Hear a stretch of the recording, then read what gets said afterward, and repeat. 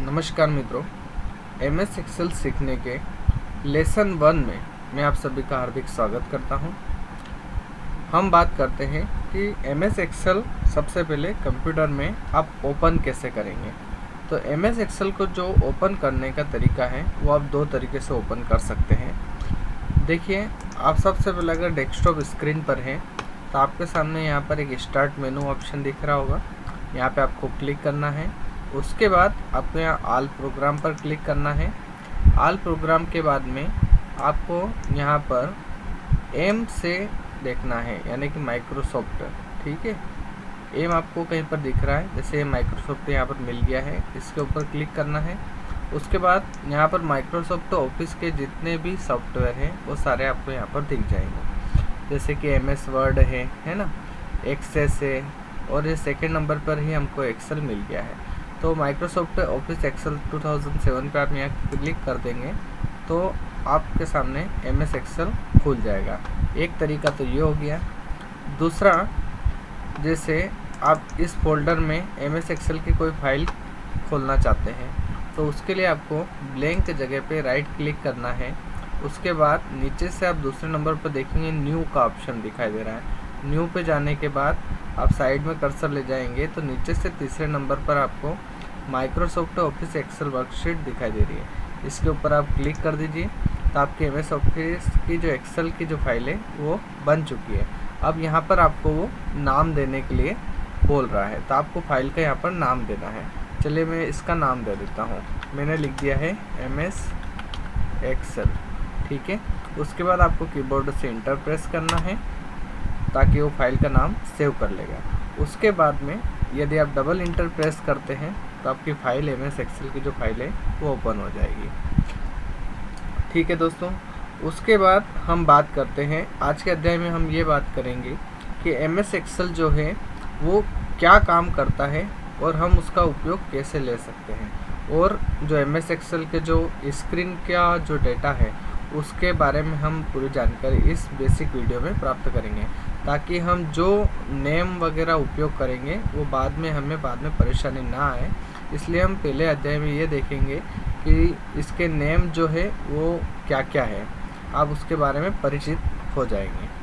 ठीक है, तो अब बात करते हैं कि एम एस एक्सेल क्या है।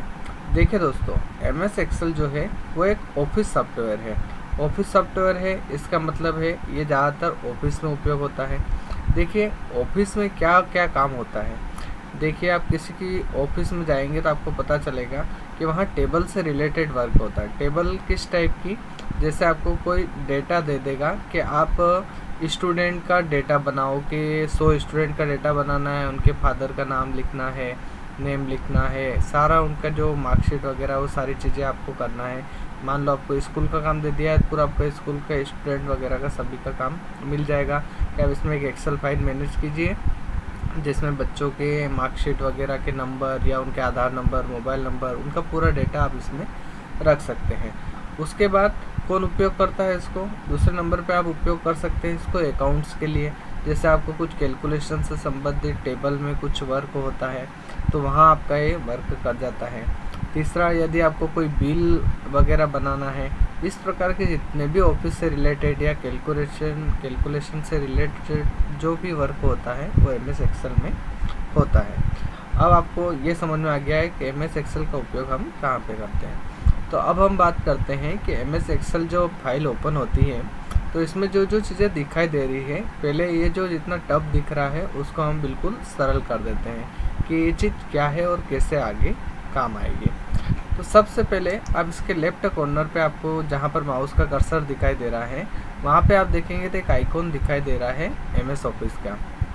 अब यहाँ पर देखिए, ये जो है इसे हम कहते हैं ऑफिस बटन।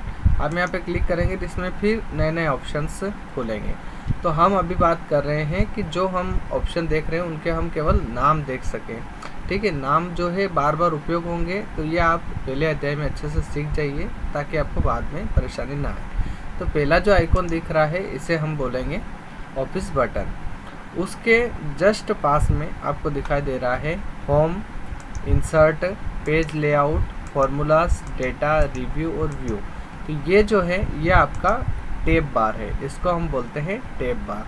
इसमें क्या होता है, इसमें जो अलग अलग ऑप्शन दे रखे हैं, होम, इंसर्ट, पेज लेआउट, तो यह हर एक अलग अलग टैब कहलाएगा। जैसे कि ये होम टैब, उसके बाद ये इंसर्ट टैब, फिर पेज लेआउट, फार्मूलाज टैब, है ना। इस प्रकार से कंटिन्यू रहेगा। और इस पर क्लिक करते हैं तो इनके अंदर जो अलग अलग ऑप्शंस आ रहे हैं ये हमें दिखाई देंगे। तो ये जो पूरा क्या कहलाएगा, ये एक टैब बार कहलाएगा। इसके अंदर के जो ऑप्शन है ये हम 1 बाय 1 आगे के अध्यायों में सीखेंगे। अब बात करते हैं नीचे की ओर। यहाँ पे आपको नेम बॉक्स दिखाई देगा। ये जो है B3 जो लिखा हुआ है, ये आप समझ लीजिए आपके कंप्यूटर में कुछ और हो सकता है, क्योंकि हर बार अलग हो जाता है। तो आप देखिए ये जो जगह है इसको बोलते हैं नेम बॉक्स। आगे के अध्याय में हम इसके बारे में भी सीखेंगे। उसके जस्ट पास में आपको FX करके दे रखा है। इसके बाद में आपके पास जो लिखा हुआ है, यहाँ पर टेक्स्ट हम कुछ भी लिख रहे हैं, तो ये एक फार्मूला बार होता है, ठीक है, इसे हम फार्मूला बार कहते हैं। उसके बाद आप लेफ्ट साइड में जो ये हिस्सा देख रहे हैं, यहाँ पर 1 2 3 4 5 6 से ऐसे करके गिनती लिखी हुई है। ये गिनती काफ़ी ज़्यादा है। यहाँ पर आप कंट्रोल से डाउन एरो दबा के देखेंगे तो आप देखेंगे यहाँ पर ये 10,48,576 तक गिनती इन्होंने लिख रखी है। ऐसे आपके पास बहुत सारी शीट हो सकती है।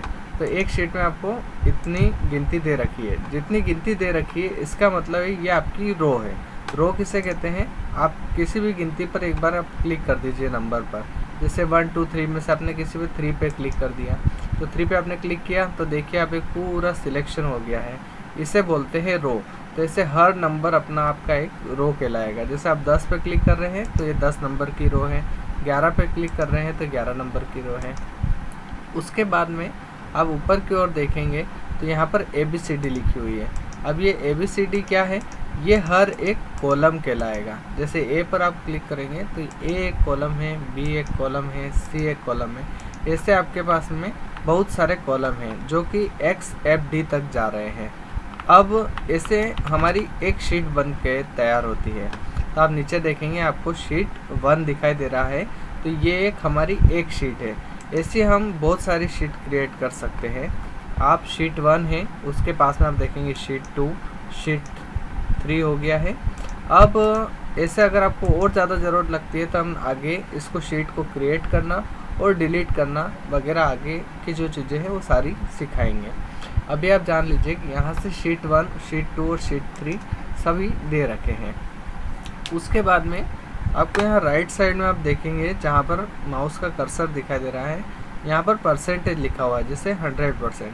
100% ये जूम आउट का परसेंटेज है, ठीक है। आप इस शीट को कितना जूम कर सकते हैं। जैसे आप 100% पे क्लिक करेंगे, उसके बाद आपके सामने ऐसा पॉपअप खिल के आएगा। तो इसमें आप देखेंगे कि परसेंटेज दे रखे हैं। जैसे आप 200% पे क्लिक करेंगे और ओके करेंगे तो आपकी जो एक्सेल फाइल है वो जूम हो जाएगी। आप देखेंगे कि आपके शब्द बड़े हो गए हैं और यहाँ कॉलम वगैरह के जो शब्द है ये भी बड़े हो गए हैं। आप अपने हिसाब से इसको एडजस्ट कर सकते हैं। अब 200% पे क्लिक करके आप अगर परसेंटेज कम करना चाहते हैं, जैसे 50% करना है, तो 50% पे क्लिक करके ओके करेंगे तो सभी शीट के सारे शब्द क्या है, छोटे हो जाएंगे। तो आप अपने हिसाब से इसको एडजस्टमेंट कर सकते हैं। यहाँ मैं अभी इसको 100% रख के और ओके कर देता हूँ। ये हो गया है आपका जूम। उसके बाद में आप देख रहे हैं कि यहाँ पर शीट पे जितने खंड दिखाई दे रहे हैं, आपको अलग अलग खंड दिखाई दे रहे हैं। तो इन खंड जो है इनको हम बोलते हैं सेल। हर एक बॉक्स एक सेल कहलाता है। जैसे यहाँ पर मैंने क्लिक कर दिया तो ये क्या है, सेल है। इसमें मैंने आपको लिख दिया है सेल। इसको बोलते हैं हम CELL सेल। ओके, तो इस प्रकार से हमारा जो माइक्रोसॉफ्ट ऑफिस एक्सेल है उसका डेस्कटॉप स्क्रीन के बारे में मैंने आपको आज की वीडियो में बताया है।